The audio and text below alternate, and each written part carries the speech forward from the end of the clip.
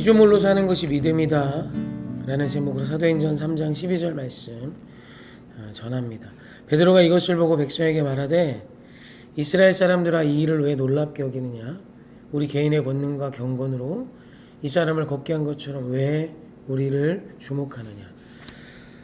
모세가 물이 없어 불평하는 이스라엘 백성들에게 반석에서 물을 낼 때 지팡이를 들어 반석을 2번, 3개 내려칩니다. 분노한 거죠.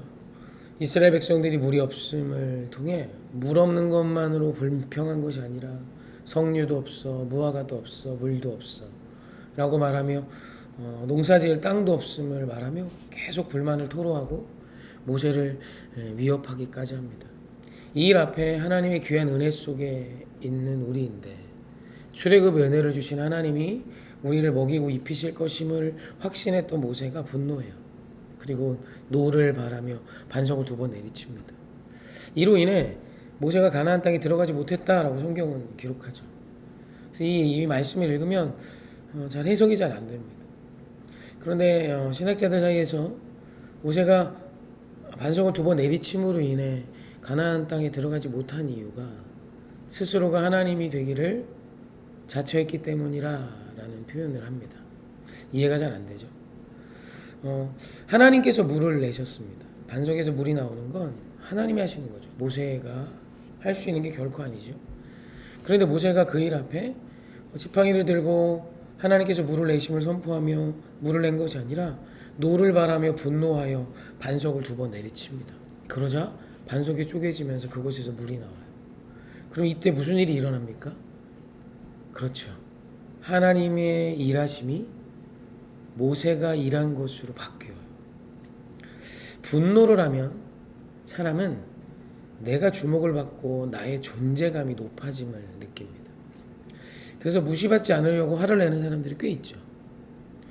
특별히 나의 존재를 무시하거나 내 자존심을 뭉개면 사람은 화를 냅니다. 왜죠? 그 화를 통해 내 존재를 드러내는 거예요. 내가 이런 사람이야. 내가 이만큼 힘이 있지. 그래서 분노는 피조물에게 있어 굉장히 옳지 못한 태도일 때가 많죠. 물론 우리가 옳지 못한 일 앞에 분노하고 의를 위해 분노해야 하지만 우리가 그것이 아닌 어떤 나의 자존심이나 나의 존재 때문에 분노할 때 그것은 사실 피조물이 아닌 조물주로서의 영광을 취하려는 인간의 욕심이기 때문입니다. 오늘 베드로의 탁월함이 무엇입니까? 오늘 말씀에 보면 날 때부터 걸어보지 못한 안진뱅이를 일으킨 베드로를 많은 사람이 주목합니다. 메시아 아니야? 하나님의 아들 아니야? 우리를 구원할 자 아니야? 라는 사람들이 주목이고 사람들의 인기죠.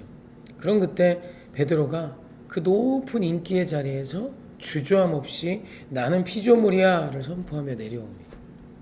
그리고 모든 영광을 하나님께 올린 것이죠. 이것이 베드로의 힘입니다. 피조물은 피조물로 살 때 가장 강력한 것입니다.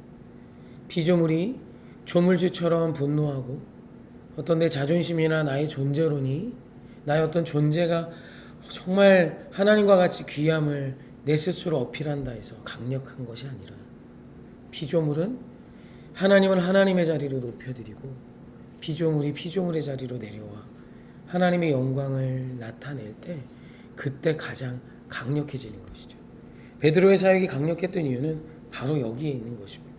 베드로는 철저히 피조물의 자리에 머물렀습니다. 오늘 저와 여러분의 인생도 그와 같기를 원합니다.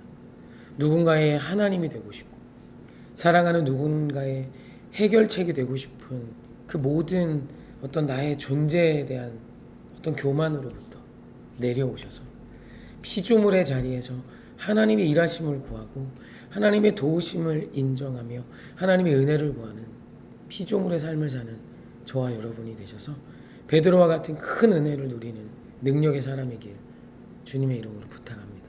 사랑하고 축복합니다.